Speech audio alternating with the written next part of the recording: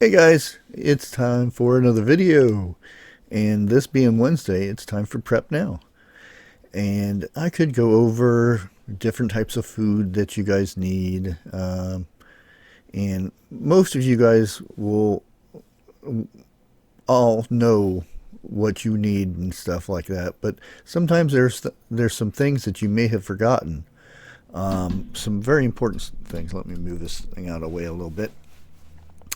I found one of the most important things a lot of preppers and homestead people tend to forget about. And of course, we have the wonderful world of YouTube and Google. But what happens when those go away? And sometimes there are things that you just can't find on YouTube or Google. So what else is there? Well, there's these amazing things called books. Yes, one day we may have to resort to looking things up in books again.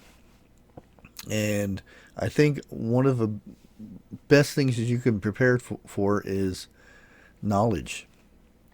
And knowledge in books, be it a recipe, be it some way to can a certain thing, be it a wild edible that you may need to go find to cure something, things like that. And I think it's very important for us to remember those things and have those on hand in case we need them.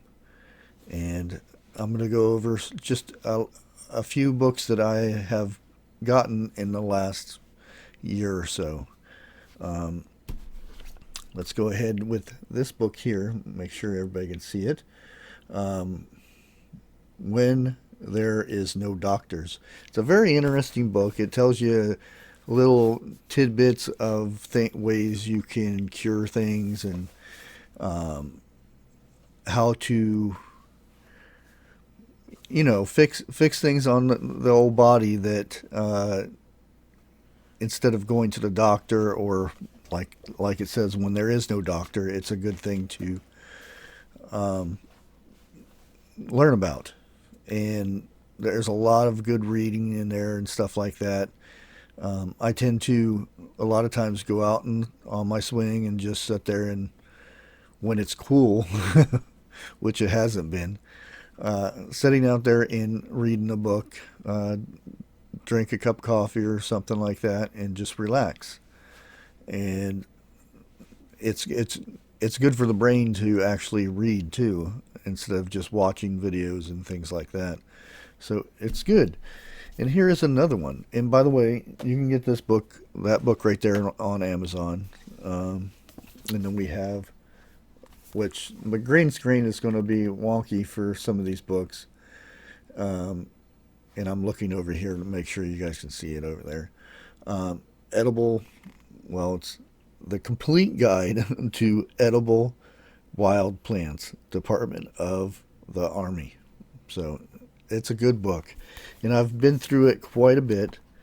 And one thing I would suggest, even though this is good, this covers all areas in the United States, Canada, and stuff like that. But I would suggest to find these books, wild edibles, in your area, because a lot of the stuff you see in that book you won't never see in your area. So it's a good idea to get a book that covers your area.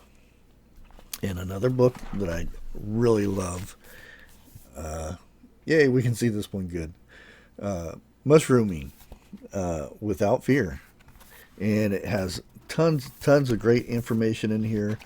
What all the mushrooms and what to look for, and ones that are edible and ones that you want to stay away from.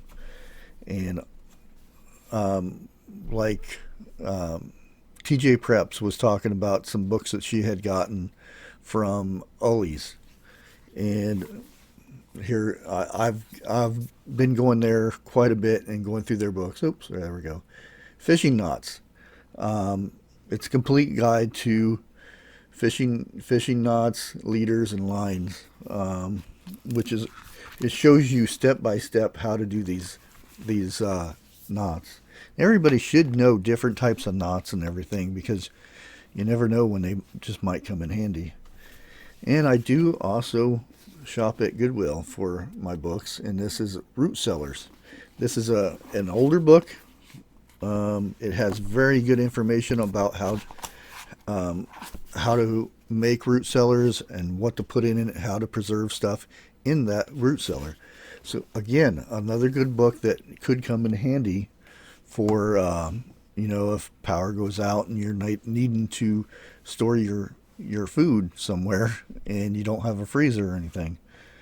And then here's some my tongue just not working. Another one from the Goodwill, and it's quite handy. I've learned a lot of cool things from this. Pantyhose, hot peppers, tea bags, and more for the garden. 101 indigenous ways. It's a tongue twister for a name, but it's a good one. I mean, there's so much information in there. I've used some of it for my garden out there, and came in really handy. And here we go. There's another one from Ollie's, and some of it, again, it's green, so it's not going to turn out. This is Natural Remedies. I mean, there are so many cool remedies in here. Some of these and it has all the recipes and things that you would need for ailments, from being it colds, flus, stomach ailments, high blood pressure. I mean, there is skin problems and all kinds of stuff. And this is probably one of my favorite books out of all these that I've just gotten. And like TJ Preps, I have gotten one of these books too. It's a preserving guide, beginner's guide to preserving food, canning, cold storage, dehydration, fermenting, and pickling. A lot of good stuff in this. Really step by step ways how to do all this canning and stuff like that. It is tons of knowledge in this thing. And here we have this is the big book, U.S. Department of Agriculture. My tongue's not working. I told you, the complete guide, or the complete book of home canning, and there is so much good stuff in here. Let me tell you, it tells you your altitude and how you can step by step. Now, if I didn't have such good people on YouTube watching them and how they show you step by step, this thing is awesome. It has so much information in there for canning and different things too that you may not think about, and different ways of canning, be it water bathing or with a pressure canner and stuff like that. So, like I said, guys, it is very important to can and to preserve your food and stuff like this, and it can actually last longer than the stuff that you get in the store. Plus, that stuff you get in the store is loaded with preservatives that will make it last, but in the end, it's very bad for you. But that is all the books I have for you today.